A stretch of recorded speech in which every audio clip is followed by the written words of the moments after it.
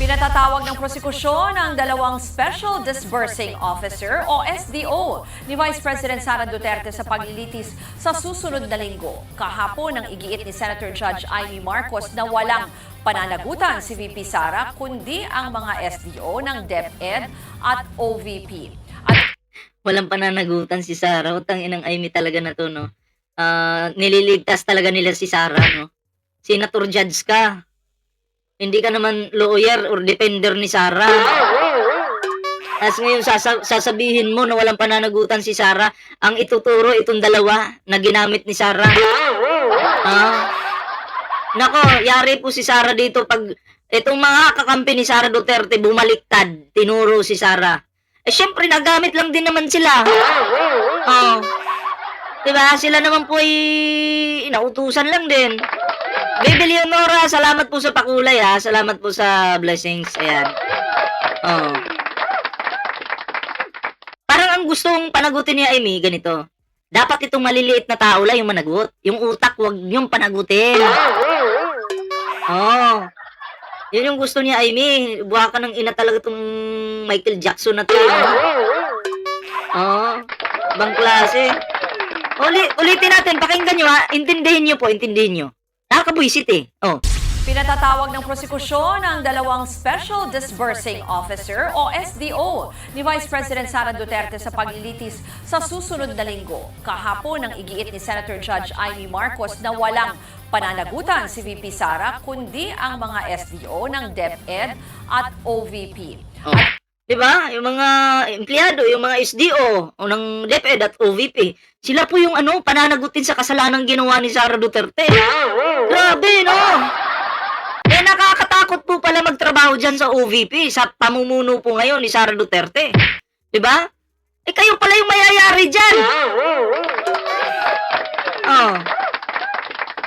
Ililigtas nila si Sara.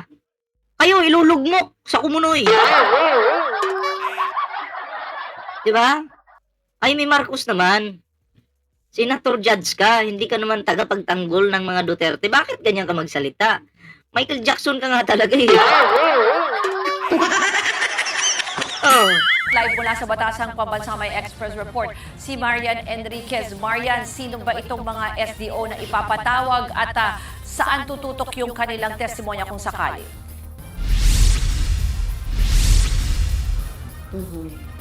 Ruth, una muna sa lahat, giniit nga ng prosekusyon na malinaw na meron ng pananagutan itong si Vice President Sara Duterte bilang head of agency. At siya nga yung mismong pumirma doon sa lahat ng mga dokumento. At kaya naman gusto rin patawag ng prosekusyon yung dalawang special disbursing officers o yung mga SDO na sila nga yung mandato o yung may otoridad lamang na humawak ng mga confidential funds. Yun, sila yung may alam. Sila yung nakakaalam kung saan ito napupunta. Ngayon, paano pag nilaglag si Sara Duterte ng dalawang yun? Kasi naniniwala ako mga pre, na nagamit lang din yung dalawang yun. Although, meron napitikan din siguro yan ng kaunting grasya, yung mga taong yun, which is naniniwala ko dyan, pero sino ba yung mas nakinabang? Alam nga naman sila. Alam nga sila yung nagnakaw ng pera. Ha? Si Sara pa ba? Si Sara po, mandurugas po ito. Nako, kung pagbabasihan natin yung ebidensya na lumabas sa impeachment trial, mandurugas po yan. Magpapaisa ba yung mandurugas? Ano sa tingin nyo? Magpapaisa ba yan? Naku po, hindi. Mas okay na po na siya yung mambudol, mang-scam. Huwag lang siyang maisahan.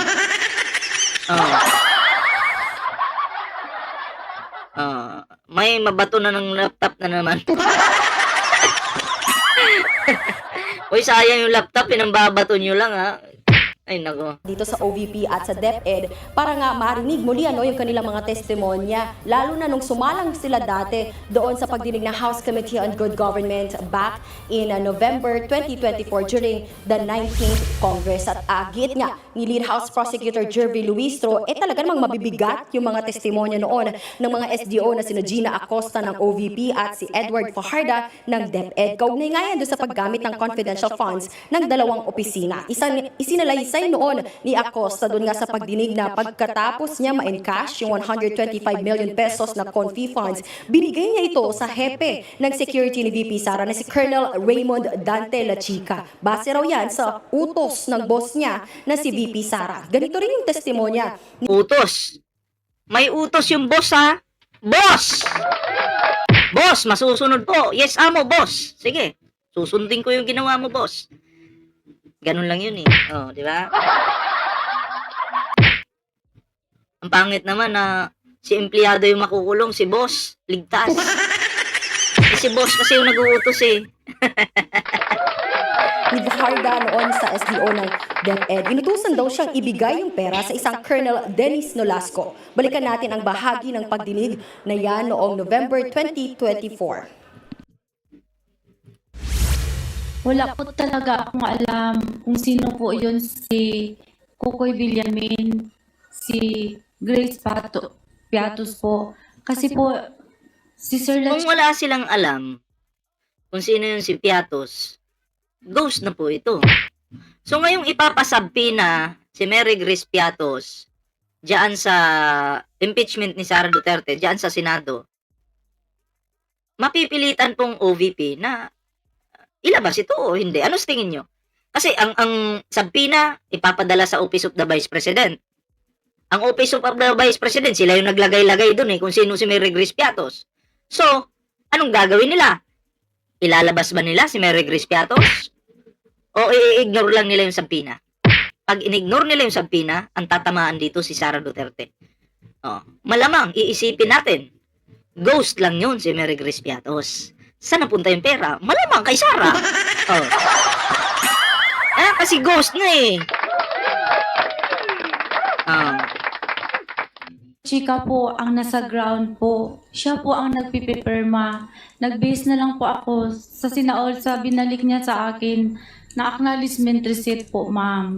Yun po'y trabaho nyo as a special disbursing officer.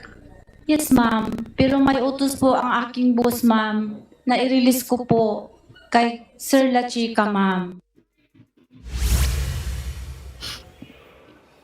Kinokonsidera nga ng prosekusyon na gawing hostile witness sina Acosta at Fajarda lalo't mga naging tauhan sila noon ni VP Sara at bahagi ng proseso sa paghawak ng confidential funds. Umaasa ang prosekusyon na magiging consistent ang kanilang mga testimonya dahil kung hindi, maaari silang makasuhan ng perjury. Narito ang pahayag ng prosekusyon. Bawal magsinungaling because they are under oath and then they have to explain kung bakit taliwas yung sinasabi nila ngayon doon sa naging prior declarations nila. Hindi natin alam. Posible, biglang mag-iba ang sasabihin nila. No? Isa pang pwedeng posibilidad. Paano kung biglang, alam mo, magkalaglaga na dito, sabihin na lang nila, actually, kami lang ang may problema dito, kami lang may kasalanan dito. Hindi po acceptable yan sa mga tao, no? Na sila lang may kasalanan. Kung tatakutin sila, pwede mangyari yun. Okay? Pero, pwede ring mangyari na ilaglag talaga si Sara Duterte dyan. Na sabihin, hindi, si Sara lang talaga yung ano dyan, eh. Kami, sunod sa utos lang naman kami, wala naman kaming ginagawa. Ganyan. Alam nyo yun, marami po silang alam about po dyan sa mga transactions nila. Diba? So, hindi naman po pwede na sila lang yung mga, alam mo yun, yung madadamay. Alam nga namang maligtas si Sara, diba? So, empleyado ka lang, eh. Diba? Empleyado ka lang. So, malamang, amo mo talaga yung pinakautak niyan. At kasama ka rin doon, syempre, kasi nauutusan ka, inuutos sa'yo to, na dalhin mo doon yung pera, ganyan. Diba? So, kapag nagsinungaling tong mga to, makakasuhan. Pero, naniniwala po ako na siguro hindi naman po nila sisirain yung buhay nila, no? Yung mga pangalan nila para lang dyan. So, kung ano yung katotohanan, dapat ikanta nyo na. Yung amo nyo, si Sara. Sabihin nyo na yung, ano yung totoo. Diba? Para matapos na agad to. Para mag-move on na ang lahat. Ay, naku po. Diba? Ruth, bago nga isalang itong sina Gina Acosta at Edward Fajarda ay inaasahan muna, no? Syempre, na ipagpatuloy ng prosekusyon yung pagpresenta nga dito sa current ICPAO State Auditor na si Celine May del Campo sa Lunes nga yan, August 10. Yan muna ang latest. Balik sa'yo, Ruth. Yan po ang Express So, Report. ayun yung balita mga pre, ano. Kayo po, kung kayo po yung tatanungin, ano po yung inyong opinion dito? Ano po yung inyong reaksyon? And paki-comment naman para mabasa po natin yan. At nakapag-like ka na ba? Mukhang hindi ka pa nag-like eh. Oh, nakikita ko dito eh. Di ba? So, hindi ko alam kung nakakatulog pa to si Sarah ngayon, ano. Sarah, okay pa ba yung tulog mo? Elsa Honda, shoutout po ha. Si Sarah, mukhang stress na to, no? Pero maniwala po kayo sa akin. Uulitin ko na naman ngayon. Balikan nyo ang videong ito. Mary Grace! Nandito si Mary Grace, oh. Gulat ako sa pangalan. Mary Grace, shoutout po sa'yo, ha. Pag ako, aawit na ako. Diba? So, yun mga pre, ako'y naniniwala, no? Balikan nyo ang videong ito. Ilang linggo lang ngayon, ilang buwan lang ngayon, makukonvict po talaga yun si Sarah. Dahil po sa lakas ng ebidensya laban sa kanya. Alam nyo ba, pag na-convict yan si Sarah, wala na kayong aasahan pa na magpe-presidente pa yan sa 2028. Kasi kahit anong sangay ng gobyerno po, bawal na siyang tumakbo. Yun po yan, pag convicted ka na sa Senado. No, pag na-impeach ka po, di ka na makakatakbo. So, useless na. Baka ano na lang, mag-business, ano ka na lang. Pero may mag-ahabol pa sa'yo eh. Tad-tad ka pa ng kaso. May ICC pa, Sara Duterte. Naku, ang saklap ng buhay mo. Ang hirap. Kahit ako iniisip ko lang, mukhang hindi ko kaya yun. Mukhang iisipin ko, paano na kaya yung buhay ko nito? Pag ako'y na-convict sa Senado, na-impeach talaga, may naghabol pa sa aking mga kaso sa Pilipinas, may ICC pa. Wala, no? Baka mabaliw ka. Hala ka. Kaya sabi, yung nagsasabing Sara Duterte lang malakas, oo, siya na yung malakas. Tinadtad nga ng kaso eh. Tinadtad nga ng ebidensya eh, di ba? Naglabasan yung ebidensya niyan. At may ICC pa, di ba? So, ikaw na yung malakas. Dapat lang na hindi na tumakbo si Sarah dahil kawawa ang bansa pag siya ang umupo. Hindi na po yan makakatagbo pag ano yan, na-impeach yan, okay? Kahit tumakbo pa po yan, bawal po kasi yun. Pag na-impeach ka po, ang isang public official na impeach, bawal na po siyang tumakbo. Okay? Yan po yung realidad. Di ba?